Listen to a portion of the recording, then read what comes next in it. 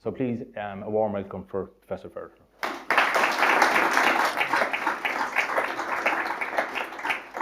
Gormíle Margaret. Okay, Jimmers. Is pleasure agus honor vordom bhean seo no. Margaret. So, why did you write this book? I wasn't going to write it unless I had something new to say. I was conscious that there are fine books on the Civil War, none more so perhaps than Michael Hopkinson's one, which was published in 1988, just before I started studying history in UCD. A very fine military history of the conflict. That was not what I was going to attempt to do. It's not the kind of history I write. But what I did want to do was to reflect the great expansion in the amount of information and archival material we have about the Civil War, and to give a sense, I suppose, of the mental bones beneath the physical flesh and the fighting and what propelled it, but also the fractured afterlife. What happened to those who were involved, the men and women? I was very conscious that we now have massive documentation, particularly as a result of the military service pension applications, which is a voluminous archive of nearly 300,000 files, which sheds an awful lot of light on the detritus and the afterlives, not just in relation to how they fared, you know, in relation to housing and social conditions, but also their medical conditions. You know, it's a very valuable archive of trauma. I think an awful lot of trauma arising out of the Civil War period was internalized, and I did want to explore that and to bring it back to the people who fought it. We can think sometimes too much in abstract terms about the big questions surrounding the Civil War, as opposed to actually looking at how it impacted on some of the individuals involved. So rather than just focusing on the leaders and the household names, though they are important and they make crucial decisions that impact on people, I was particularly preoccupied with those who were the grassroots, those who propelled the engines of the war. So that's why I wrote it. And I also think we have to confront very difficult questions almost 100 years on from the Civil War. What we did to each other, and why, and how, and what did it mean at the time, and what does it mean now? Was there any one emotion in you reading the archives? Sadness, the devastation, the loss, the cruel lotteries that were in operation in relation to who survived and who didn't, in relation to how they were going to negotiate, if they survived, their post-Civil War lives. It's the dashing of the idealism, really. I'm often drawn towards literary sources for this period as well, because they tend to encapsulate that sense of disillusionment. None more so than perhaps Sean O'Casey, who even in the 1950s was looking back at the trilogy of plays that he wrote in the 1920s. And of course he was focused on the Dublin tenements, and he suggested we need to be careful of personal idealism. You know, good intentioned and well-meaning as it may be, its flame in a few hearts may not give rise to new life and hope for the many, but dwindle into ghastly funeral pyres. Those words were echoing for me as I went through a lot of the personal experiences, that sense of disillusion. Sean O'Fallon also wrote about it waking them up from the mesmerism of the romantic dream. There were a lot of people 100 years ago who were preoccupied with the idea of the Republic, not necessarily interrogating what it might mean in relation to the future. So it's the difficulty of coming to terms with the breaking of the dream. And for women, there are even more difficult experiences, I think, because they have so many difficulties to encounter and endure. And we're left with very striking and, again, very tragic images from the end of the Civil War for women, particularly on the anti-treaty side, including Sheila Humphreys, who used a description of herself and her colleagues having come off hunger strike, the Civil War over. She said, we were flattened, we were beaten, we didn't think anybody remembered our sacrifices. And she said the tinted trappings of our fight were hanging like rags about us. And that's another line that stuck with me, because it weaves its way through that image, and that sense of great disappointment weaves its way through an awful lot of the files relating to women in particular. I think there was a lot for us to discover there about the experiences of women, because they did have those additional burdens to carry. And why were women written out of the story afterwards, in general treated poorly? The language that's used about them is extraordinary, and sometimes it's very violent. There's a chapter in a book, a well-known book called The Victory of Sinn Féin by P.S. O'Hegarty, who was on the pro-treaty side. And that book was published in 1924, and he actually devoted a chapter called The Furies to the women. And it tells you an awful lot about the way in which they were characterised. But we also have sources, private sources and diaries. Liam de Royste, for example, who was a Sinn Féin TD for Cork and pro-treaty, he kept a very detailed diary, which is in an archive in Cork. And the way he put it very explicitly in his diary is that these women are not normal beings with normal human mentalities. They are monomaniacs. And he said there is a moral sore in the soul of Ireland. And he deemed women to be primarily responsible for that moral ulcer. So the language is extraordinarily strong. It's violent. It's, in some respect, it's misogynistic.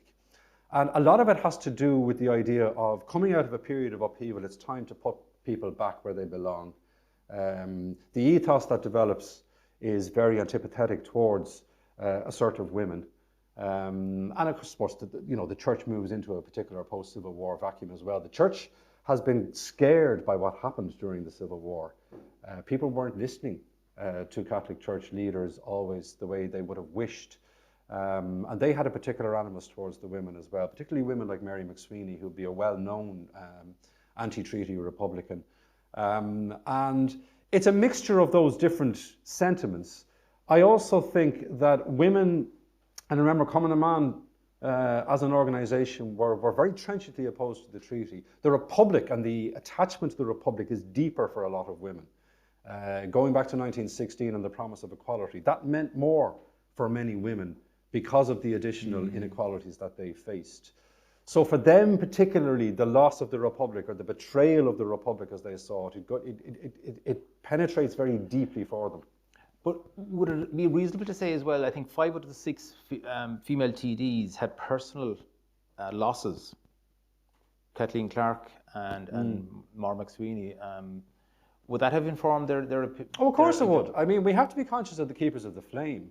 Kathleen Clark, obviously, as the wife of Tom Clark. Mary McSweeney, as well as being a formidable campaigner and politician and orator in her own right, is also the keeper of the flame of Terence. And she invokes his ghost. He died in hunger strike, of course, in Brixton Prison during the War of Independence. So she's there to keep that flame.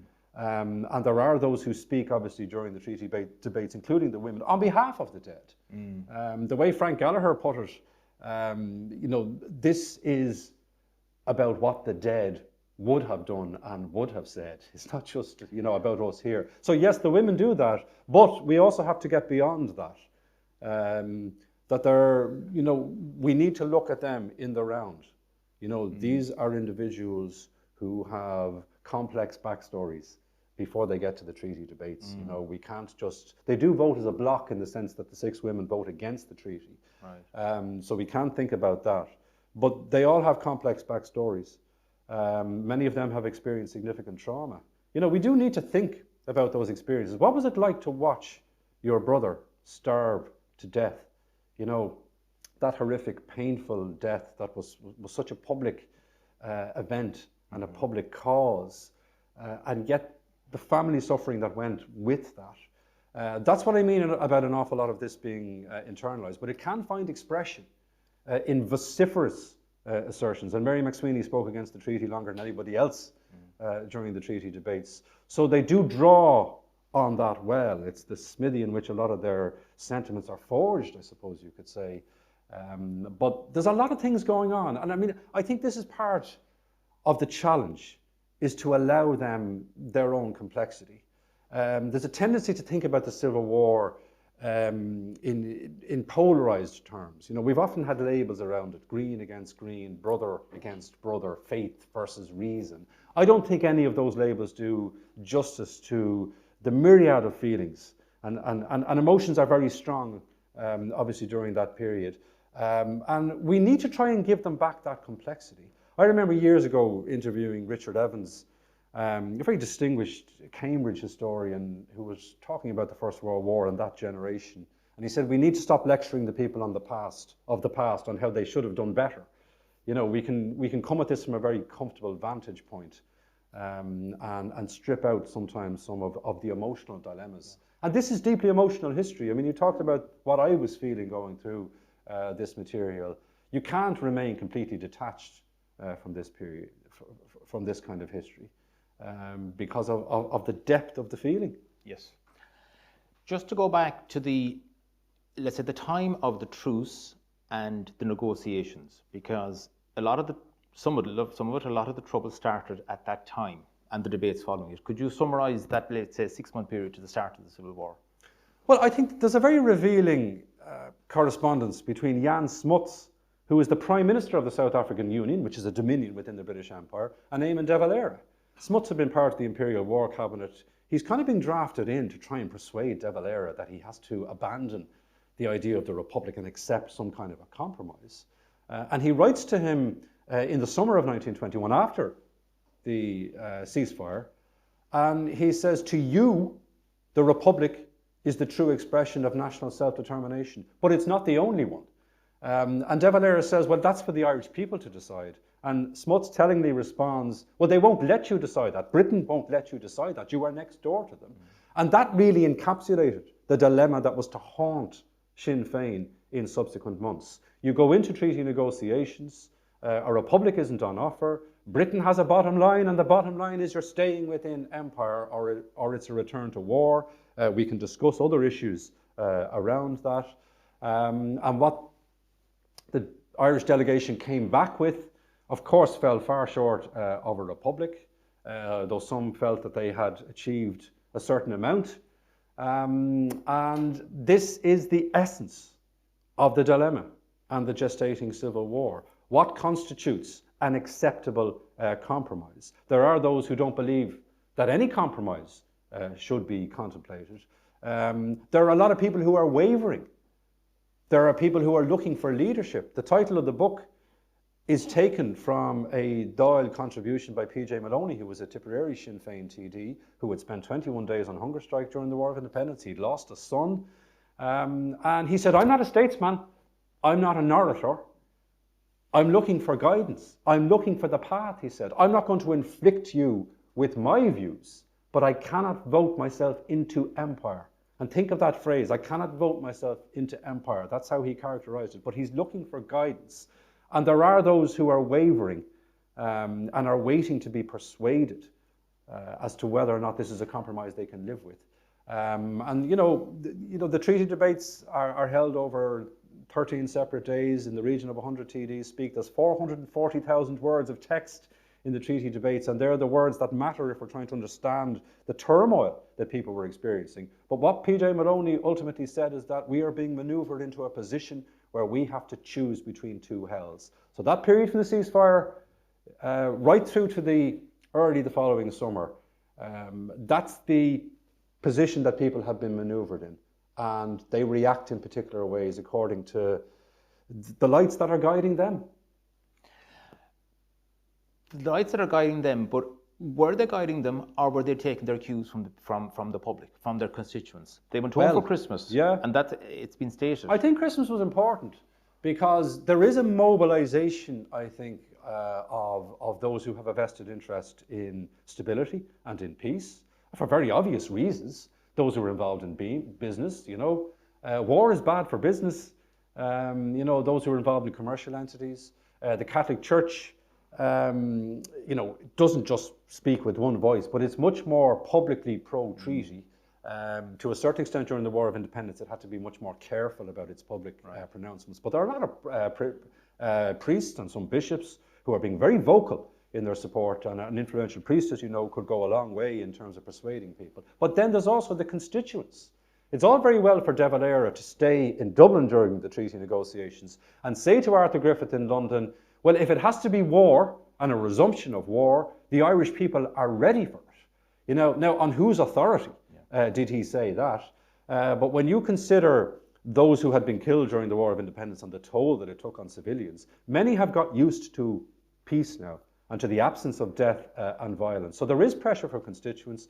People like Sean McEntee and Harry Boland, representing Monaghan and Roscommon respectively, were quite open during the treaty debates that they were going against the will of their constituents.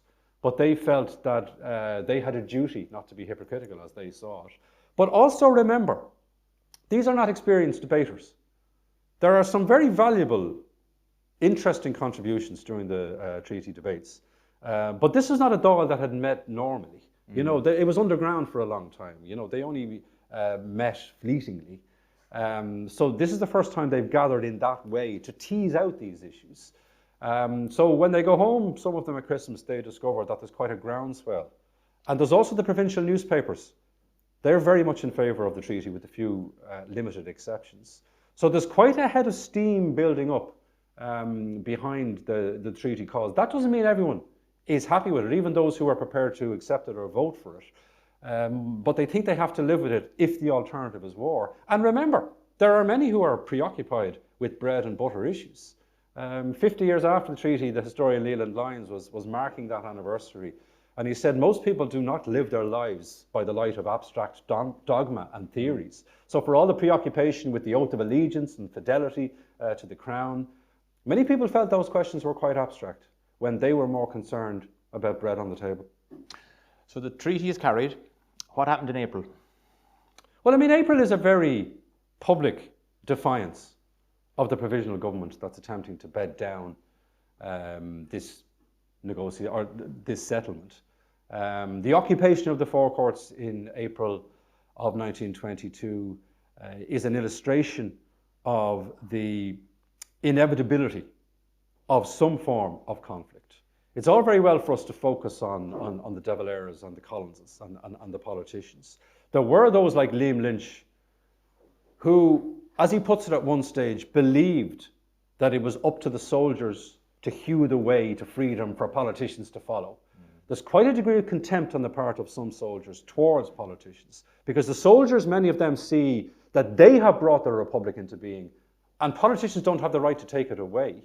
So this is the register of their defiance, and there were ominous noises being made at that stage. There's ferocious pressure then from the British government, and let's not think about the Civil War just in Irish terms. There is a British shadow hanging over all of this. Winston Churchill, in a typical Churchillian bullying flourish, writes to Michael Collins in April and says, the provisional government must assert itself or perish and be replaced by some other form of control. Now, what does that mean? That means we'll be coming back if you don't deal with this.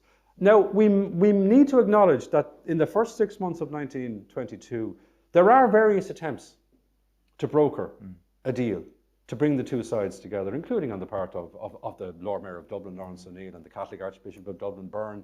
A neutral IRA eventually emerges. There are those in between. I give the example of the GPO garrison in 1916. There were 572 people in that garrison, not 50,000, as many later came to believe. 572, 41% of them were neutral during the Civil War. So we do need to think, about those during those 6 months who are deciding this is not worth war. I want to go back. I need to make the transition. Some people have jobs to go back to, of course, some don't. So it's a difficult period for men and women. But there are, those various attempts. But by June, particularly with the assassination of Henry Wilson, in an audacious killing on his doorstep in London, who's a hate figure for Irish Republicans, that seems to have been quite a freelance operation by two British Army veterans who were involved in the IRA in London, and it caused shock and outrage. And that is the turning point in relation to Britain deciding we cannot tolerate this any longer. We will put what you need at your disposal in order to bring that occupation to an end. And of course, that marks the beginning. And that, as you said, there was a shelling of the Four Courts, and then things happened quickly in Dublin? They do. I mean, it's a short war. I remember Hopkinson writing about this in 1988. He said it was a difficult war to describe because it had an ill-defined beginning and an ill-defined end and chaos in between. It's highly regionalised. When you consider both sides of the Civil War, they're not evenly matched. You know, by the end of the Civil War, the National Army has bloated to almost 55,000 soldiers. There aren't more than 11 or 12,000 active in the IRA. Of course, there are a lot of active women in Common Man as well, but they can't match the resources of the National Army side.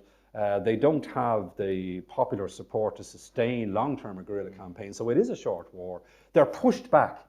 You know, you can see Dublin, you know, the conflict in Dublin ends very quickly, and again, civilians are feeling the brunt of the conflict.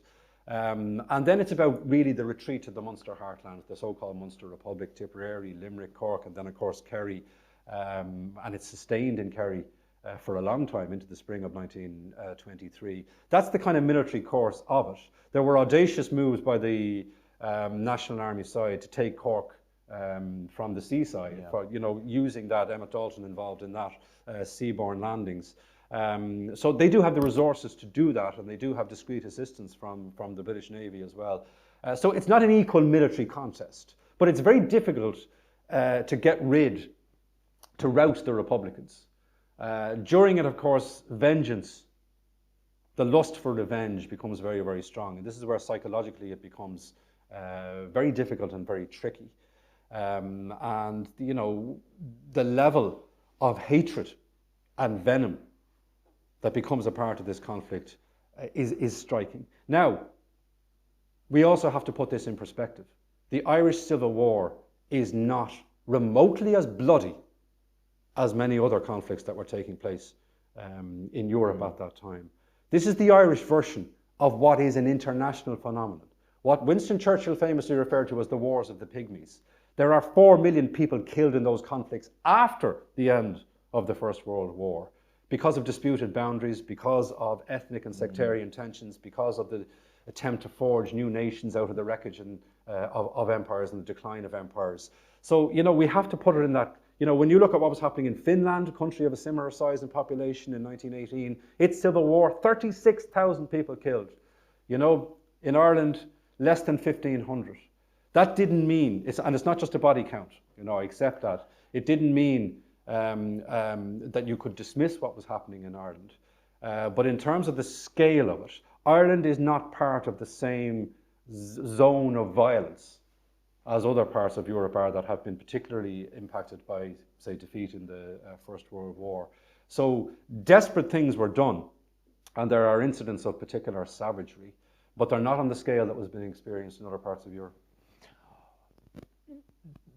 The Dáil didn't meet, or the provisional government, Parliament didn't meet very often. Was there any role, and I'm thinking of the Labour Party and Thomas Johnson, what role did he have?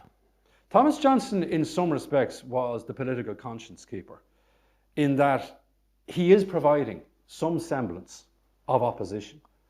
Not in the sense that of opposing the treaty, but calling the government to account, particularly when it comes to the executions. And this is where it gets very serious, particularly after the killing of Michael Collins, where once you start executing people, you can go on executing people. It's making that first leap, making that decision. There were ultimately 83 people killed during the Civil War. We often hear the figure 77 cited.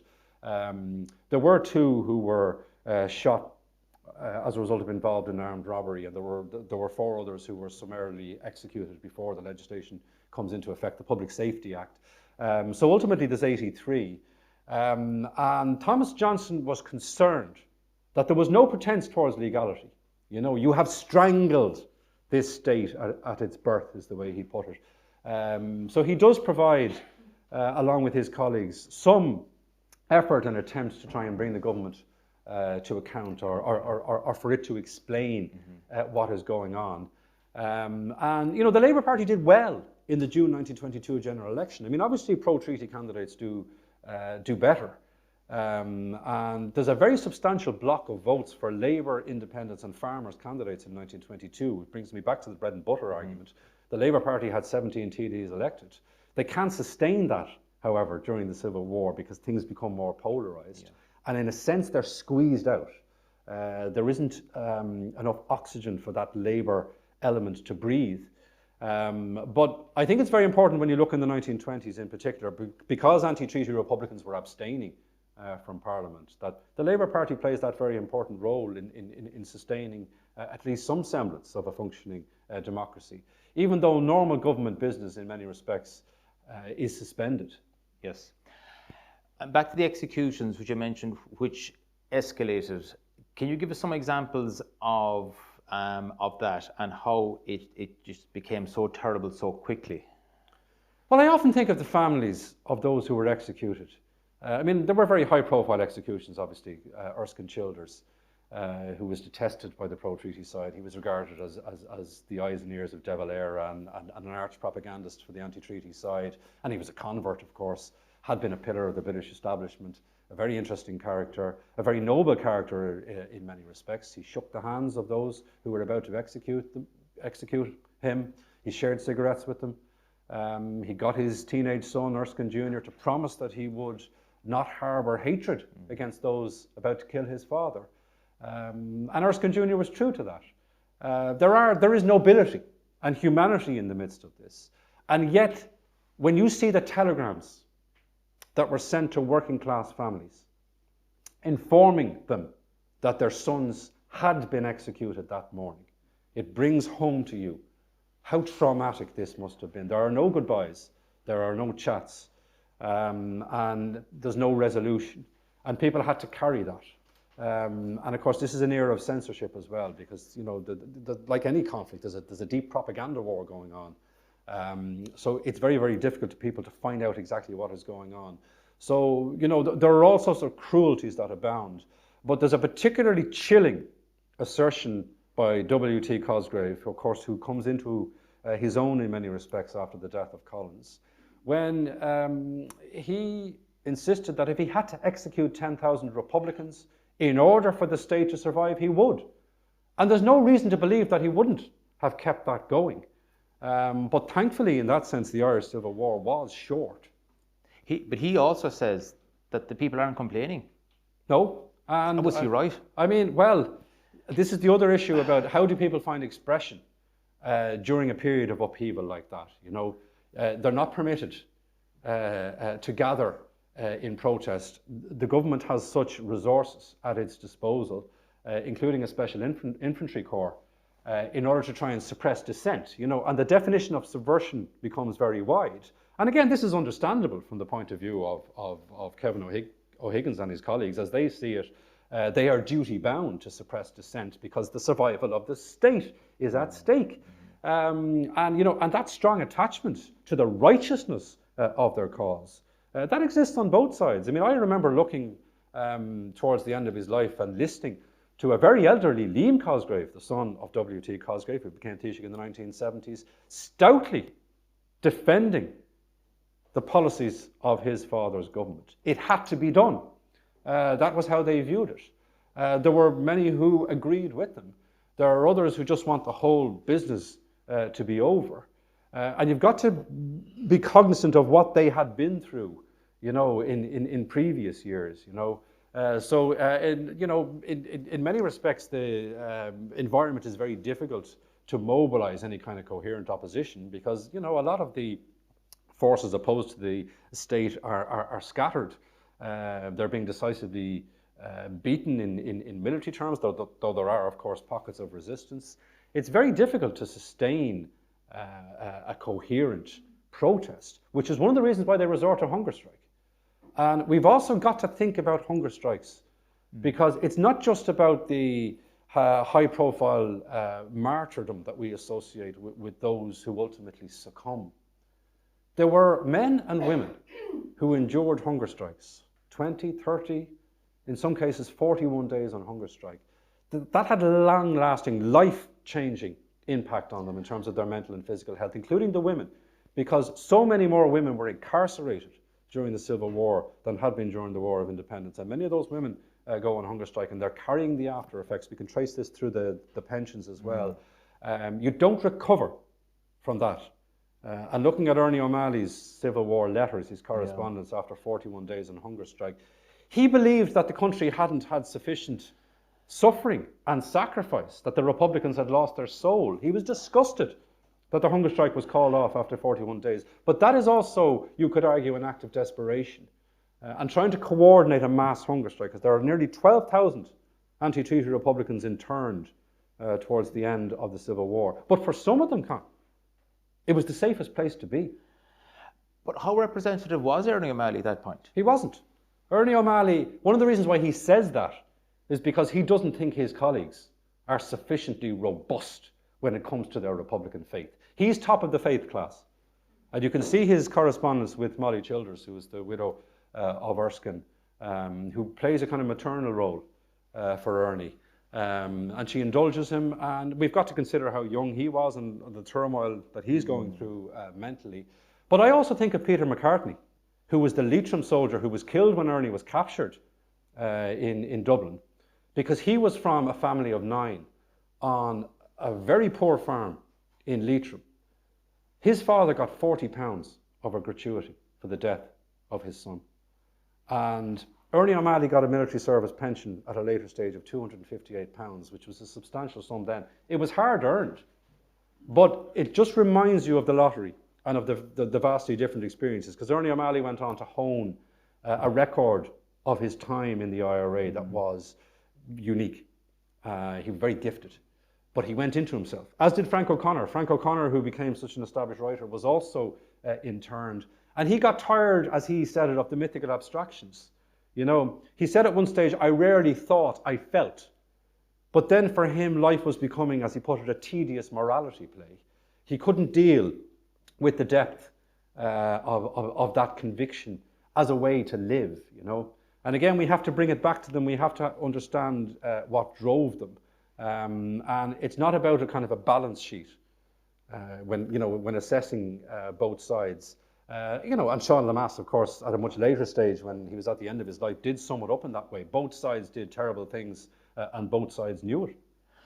And Lamass, as a personal figure, what he went through when you talk about suffering, and his brother, can you tell us about his? Well, Noel, his brother, was savagely mutilated and killed in a revenge killing in the Dublin Mountains after the end of the Civil War.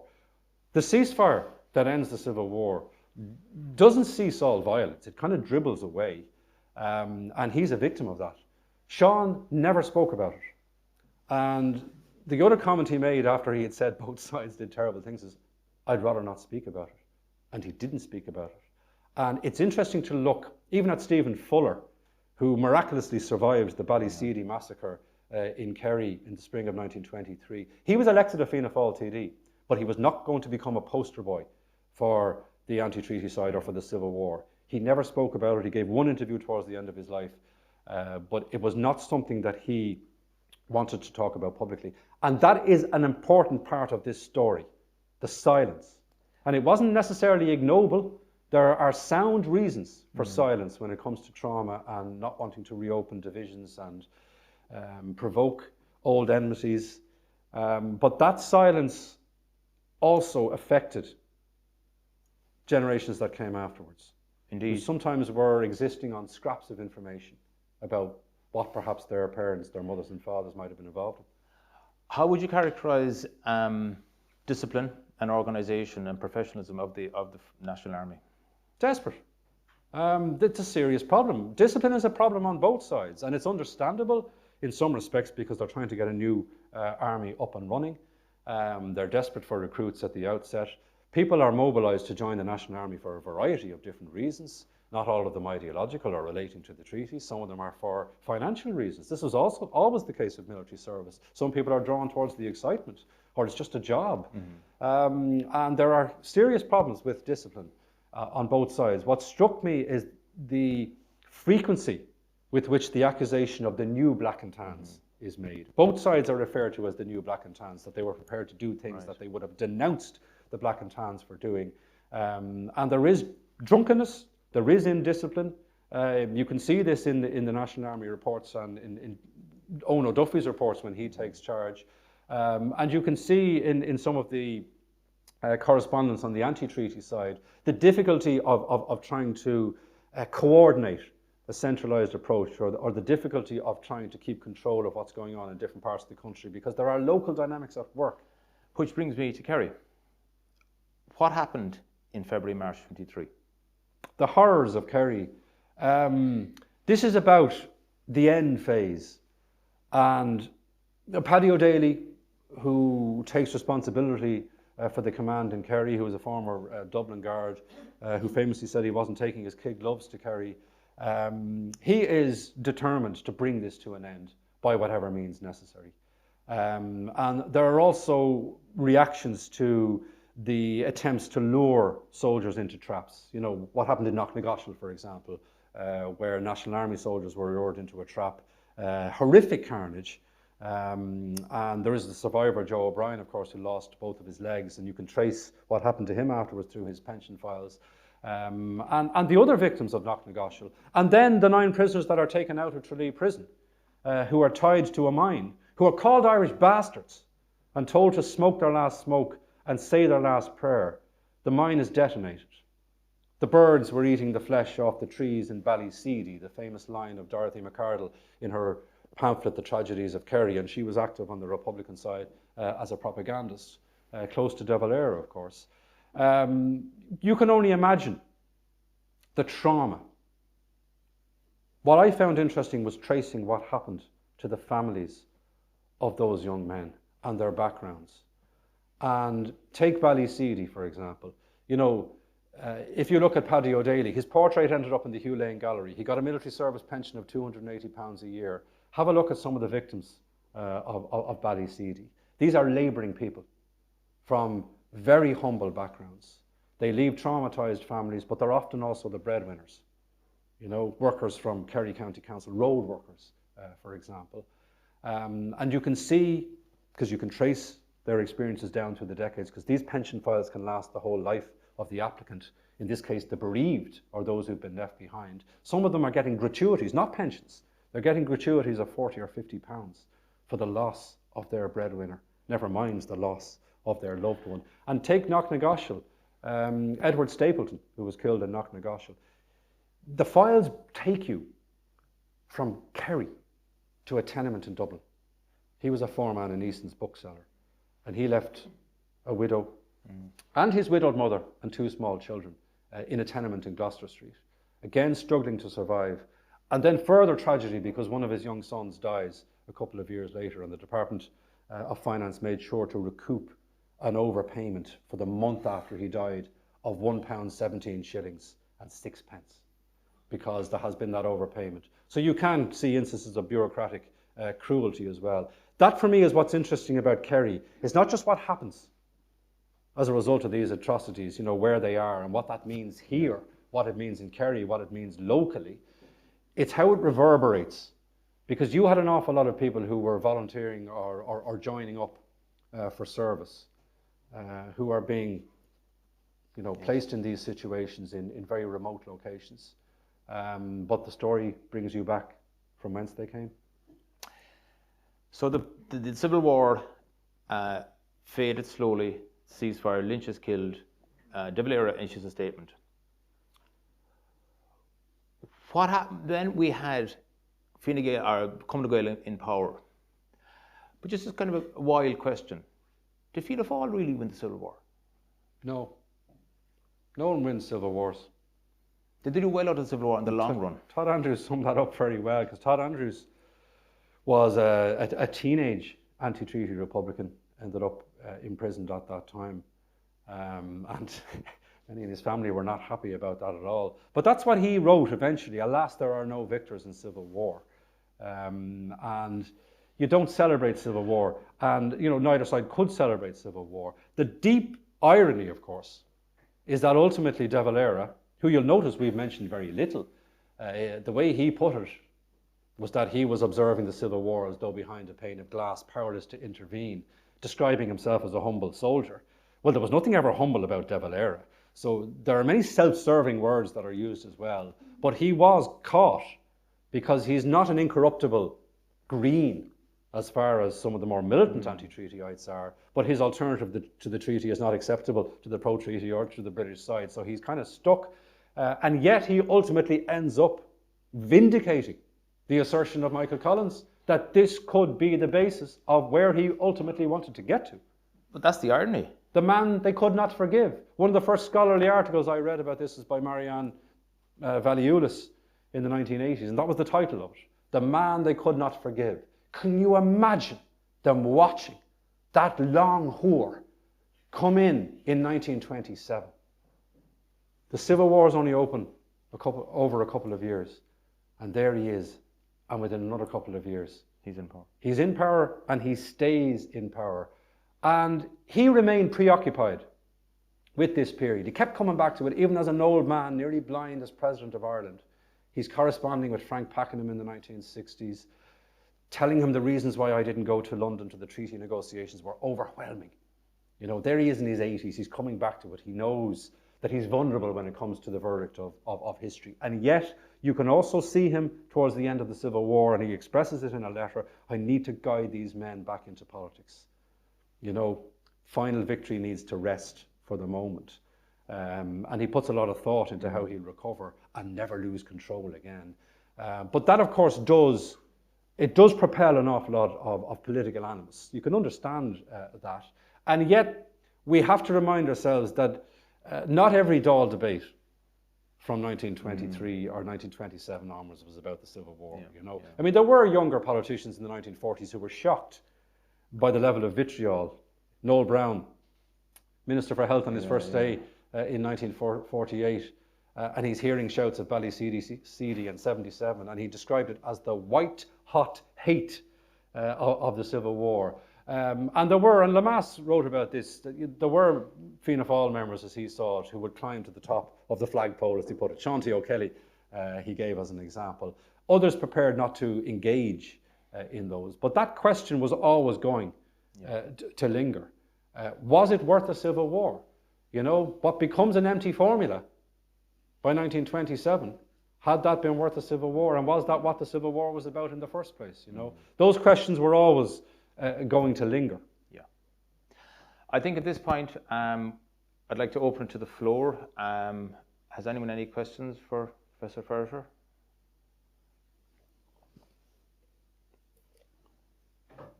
Okay. You mentioned the women in interned during the Civil War, and you were about to say something about that they were safer. Can you say a bit more about that? Well, I was talking generally, it struck me when I was reading some of the Civil War correspondence. A lot of people went into themselves, as inevitably you would do when you're incarcerated like that.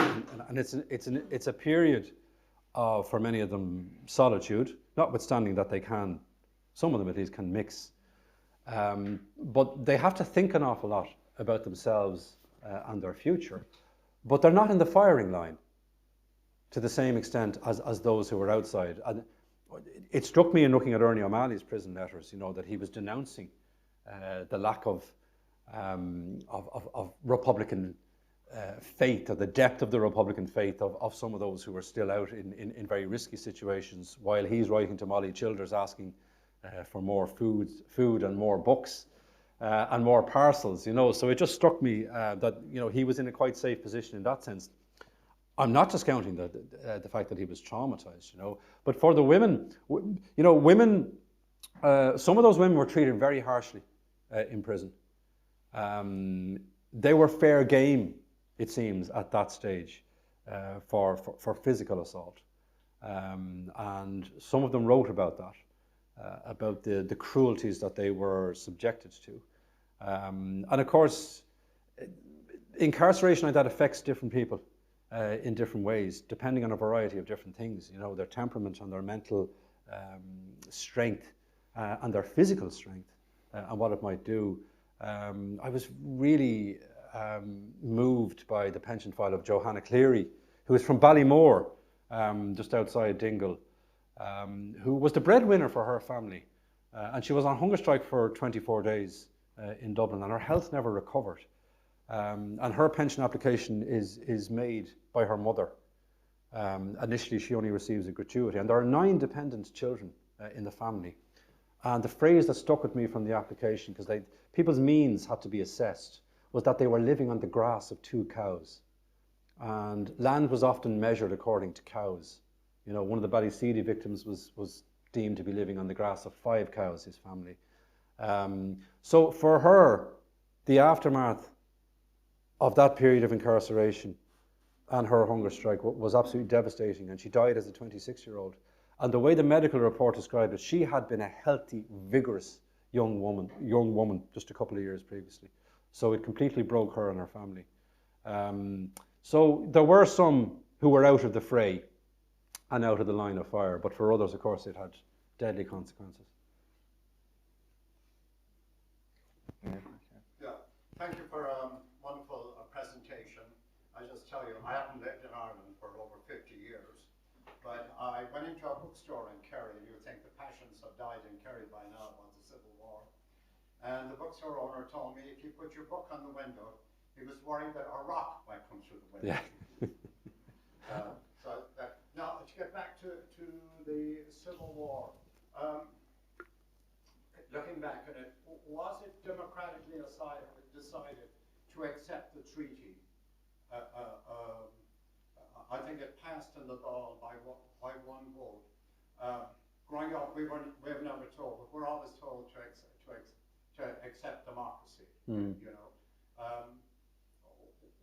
it wasn't overwhelming. So, in some ways, was a civil war inexcusable? The vote was 64 to 57. Yeah. So it was tight, but it could have been tighter. There were predictions that if the vote had been held before Christmas, it could have been tighter, or indeed it mightn't even have passed. Now, the question of those TDs who make that vote and how representative they are, I mean, they have been elected originally in December 1918. They're returned unopposed in 1921. They didn't have to campaign for re-election in 1921. So there's an issue there, I suppose, about how representative they are. But they are, you know, they are representing their constituents. Irish democratic culture long predates the Civil War. And, you know, we need to factor that in. I think it's one of the reasons why Ireland actually recovers relatively quickly from the Civil War, which is another story, because of the endurance of that attachment to democracy. But how do you define democracy in 1922? Neither side had a monopoly on democratic virtue or sensibility. You know, anti-democratic things were done. There's no doubt about that. And yet, people did get a say on the treaty in June 1922. Now, there had been an attempt to put together a kind of a national coalition panel, like the so-called pact election, which held better in some parts of the country than others. But ultimately, people were free to vote for alternative candidates to Sinn Féin. And broadly speaking, that general election vote was interpreted as a referendum on the treaty. So you could say that was the democratic expression of people at that time. And, you know, and I mean, we have to accept that people did get an opportunity to register, you know. It wasn't a question that they were directly asked as to whether they were in favour or not. And, you know, one of the issues that emerges again and again in the treaty debates is whether or not the delegates who signed the treaty had a right to vote or had a right to sign the treaty. But they were given their powers ultimately by the Dáil, and by extension, they were given their powers by the people, you know, the TDs representing those people.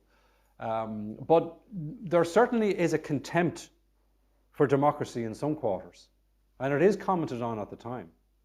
You know, there were those who believed that the attempt to try and present, you know, a Sinn Féin panel to voters was profoundly anti-democratic, including the British side who believed that. And there are also those who are very dismissive of what the people might say or do anyway, on the grounds that they need to be led by others, as opposed to them doing the leading. Yes.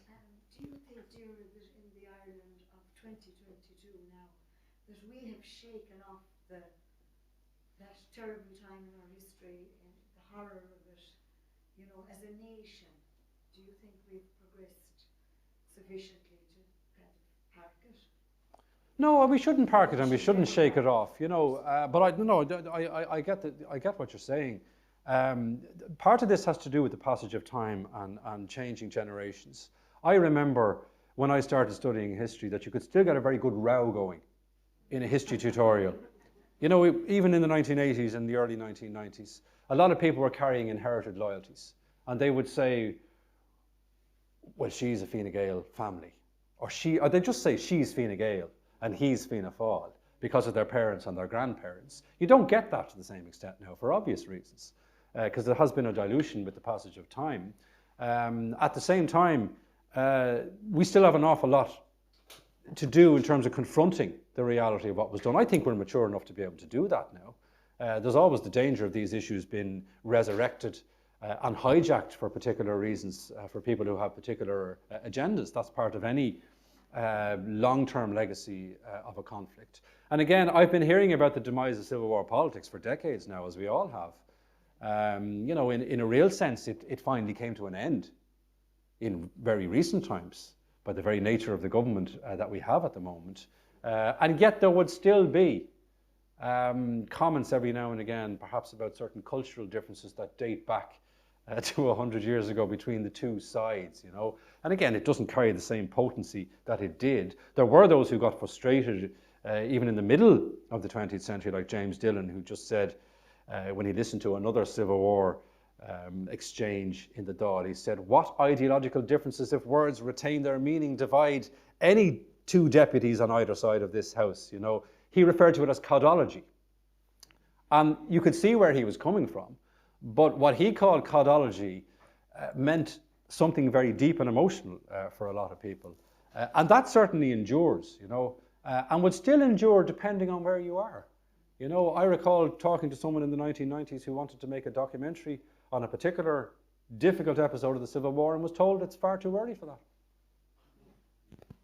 Someone here, Yeah, no, I'm just interested, you said at the beginning the reason that you wrote the book was to look at the human story, the backstory, the trauma that the Civil War caused in this country in terms of the effects on human life and families and that. Mm. And it suppose ties in a bit with the last person's question there. I'm just wondering, like if you were to pick, or how would you,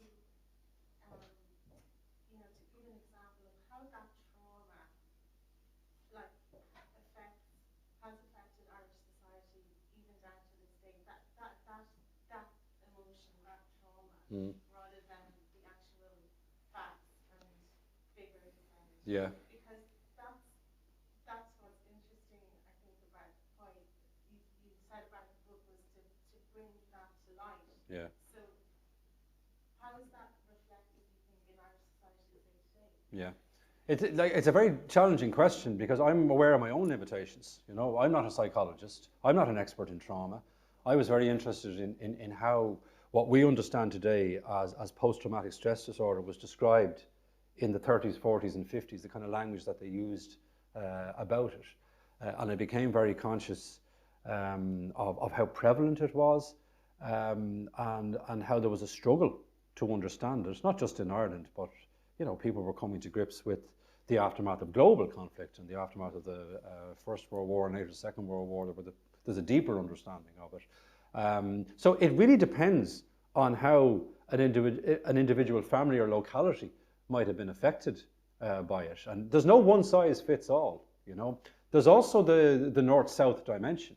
There's a great feeling of abandonment arising out of this period. And going through the files of Antrim volunteers, for example, men and women, because, you know, there was a northern offensive early in 1922, which is kind of abandoned. It's a disaster, and the attention is diverted south.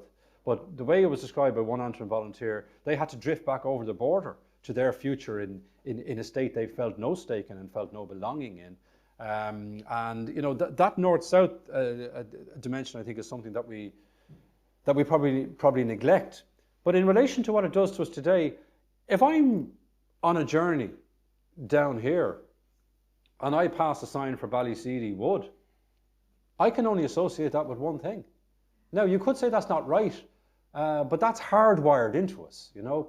And you know, and there are others that get lost then because of the focus on particular ones. So it endures in that sense, and there's a shame maybe that endures because you could say, well, we did this to ourselves.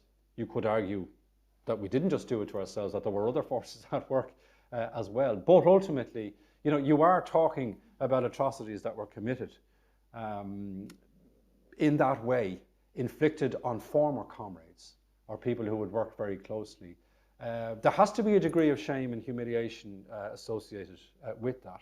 And it's not about bringing in excessive or suffocating judgmentalism in relation to that, but just understanding what particular psychological or emotional dynamics there might be around that. And again, that would depend on what part of the country you're thinking about, or perhaps what family you might be from, or what divided allegiances and loyalties might be within your own family or your own community. Because remember, this was an event or an era that divided families, that divided communities, that divided parishes. There are binding agents. There are healing agents. You know, people do find a common cause. And in recovering, it's interesting to see that some who are on opposite sides can work together, sometimes in trying to get justice in relation to pensions. But even with the restoration of Kilmainham in the 1960s, they brought both sides together. They just made sure the guided tours initially didn't go into the Civil War. So, you know, there are practical things you can do, I suppose, as well. Yeah, that's another... It is. And I mean, I remember a mature student in UCD who had retired and came back to study history. And he found a statement by his father in relation to his activities during this period. And he said it was like the conversation he never had with his father, because his father had never spoken about it. But here he was reading his own father's account. Can you imagine how moving that would be for people, particularly when they haven't been able to retrieve that experience or hear it articulated? And it wasn't unusual for those coming back from the First World War, perhaps only to talk to each other about those experiences, as opposed maybe to their family or their loved ones. Do you think we should have got over it a lot sooner, the Civil War? Do you think that the impact it's had in politics has just gone on way too long? Well, I suppose you could say we achieved an extraordinary level of political stability in this country, but was it the stability of stagnation? You know, we can talk about the lack of ideological gulf. We withstood the extremes, particularly of the 30s, that were afflicting other parts of Europe. It's to our credit. You know, we're one of the few countries that sustained that democracy over the course of the 100 years. And yet, I can't help thinking an awful lot was postponed as a result of Civil War politics. I think an awful lot of the stuff that we've been dealing with in relation to revelations and about what went on behind high walls and closed doors does have a link to the Civil War. The definition of subversion, the attitudes to women, the excessively centralised power and political power in Ireland is partly a legacy of the Civil War. And the fear that the Civil War caused within the Catholic Church, I think we underestimate that. Because we got so used to thinking about an all-powerful Catholic Church by the middle of the 20th century, we forget how rattled it was. You know, think of the pastoral, the bishop's pastoral that comes in October 1922, denouncing those taking up arms against the state, wondering, as it says, how decent Irish boys could degenerate so tragically. And, you know, the church comes up with its own way of dealing with that kind of temporary insecurity that has massive consequences, I think, long term. So I think there are a lot of after effects like that. Civil War politics didn't help us overcoming that. Quite the opposite, you could argue. Why do you think, you said you kind of rapidly came into it, you know, why do you think that was? I mean, you refer to something as getting back in your box, or, you know, we wanted to, or there was a need or a definite kind of action to put people back in their place and move on really quickly with a really low Civil War death rate and so on. All of that, I'm sure, helped, but why do you think we kind of, for a long lot of people, shot past it, and, you know, kind of rapidly kind of got on with life again? Yeah. It's a very difficult, there's no one answer to that. Part of it, I think, is related to the point I made earlier on about a kind of a democratic culture predating the Civil War. So the transition is handled. There isn't that period of a huge upheaval after the Civil War has ended. You know, that transition between war and peace, it's relatively smooth. It doesn't mean, of course, that people aren't struggling to make the transition. But in comparison, again, to some other countries, because we're not quite part of that same culture or zone of defeat, part of it has to do with those binding agents I mentioned, that people found common cause. Whatever might divide us, we are united on this. Religion was important there. 93% of the population of that Southern Ireland, of that new state, is Catholic in the 1920s. And even the Eucharistic Congress in 1932 brings both sides together. You know, we're united in our ancestral faith. That was the phrase that was used at the time. Concentrate on that. That's part of it as well. And people also, of course, having experienced the upheaval, not just of the Civil War, but the War of Independence before it, and what came before that in relation to the First World War. You know, it's that cumulative appeal or effect. But there's also, I think, and it's vital, taking the military out of politics happens quickly. And again, this is where Ireland is interesting and somewhat different. We obviously had what's referred to as the Army Mutiny in 1924, which is, in some respects, the last gasp of the Civil War. Who controls the army?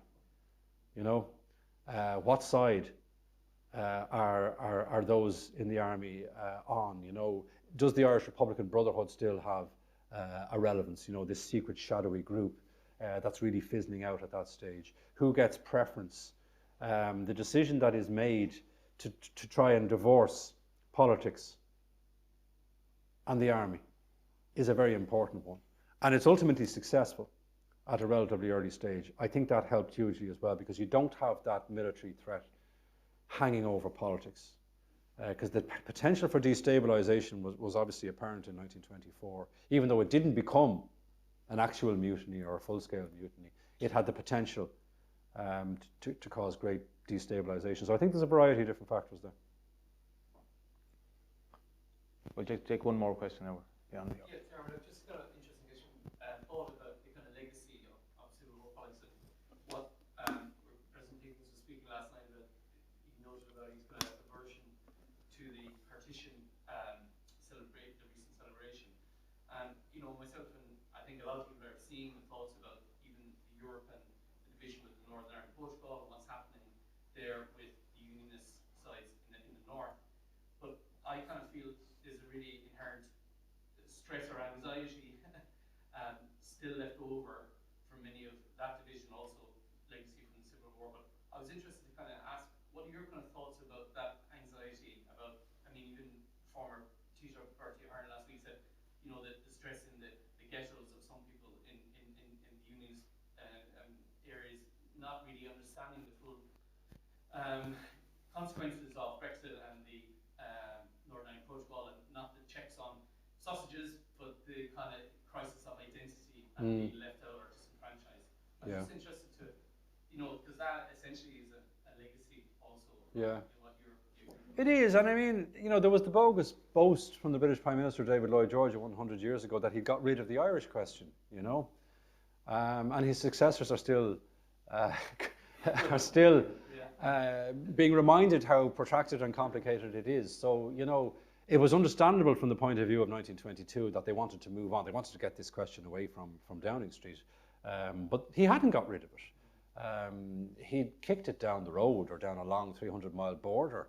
An awful lot of the issues that you're talking about are unresolved issues dating back to this period.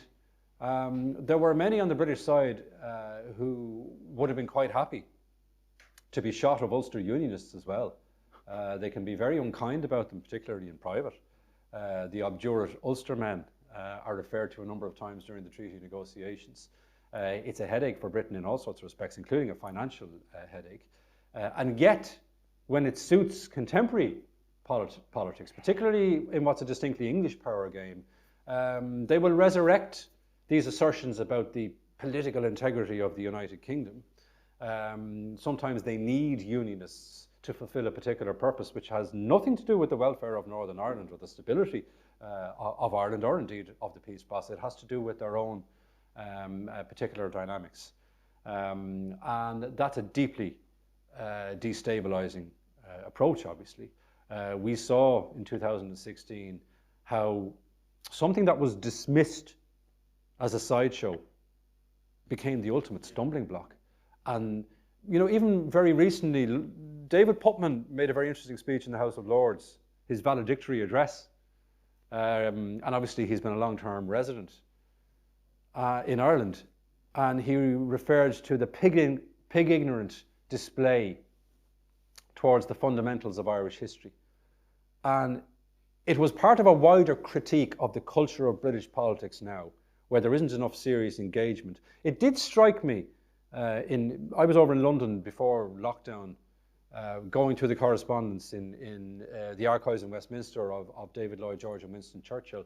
And whatever you might think about them, and of course they had their own agendas, and we have to remember how insignificant we were because they were concerned with Greece and Palestine and, you know, the wider imperial question. But what struck me was the seriousness with which they conducted political business. Didn't mean that there wasn't skullduggery or there wasn't deceit, but it's the seriousness with which you approach a particular political challenge. And, you know, that's the point being made. Well, of course, you know, and I mean, this is part, of course, of the dreadful dumbing down of politics, or people not taking these questions at all seriously. None more so, of course, than the current British Prime Minister.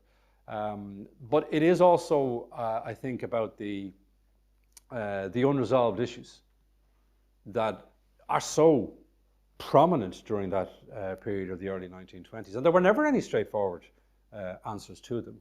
But there also have been, over the decades, there have been communities, unionist communities, who have also been used by their political masters when it suits them. We've got to stop thinking of unionism as being a monolith.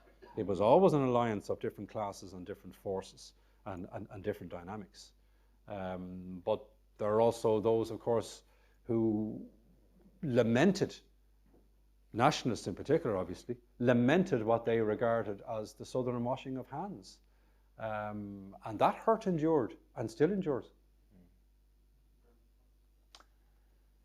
So I think we'll finish up now. I'd like to thank all of you for coming here tonight. Bhailir mar sunna cuiste buchas gát le Diarmaid don lecht spragúil ólasach agus in tlín a rainin sé an tóras lín agus tá súdum go méid hille láirí tachtúig. On behalf of the committee, I'd like to thank Diarmaid so much for his inspirational talk, his knowledge, his passion, his delivery.